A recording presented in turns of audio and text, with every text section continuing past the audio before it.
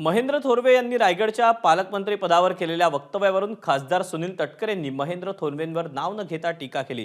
मुख्यमंत्र्यांवरच काही लोक गदा आणण्याचा प्रयत्न करतात आणि त्यांना ते लखलाभ होईल अशी टीका सुनील तटकरे यांनी महेंद्र थोरवेंवर नाव न घेता टीका केली।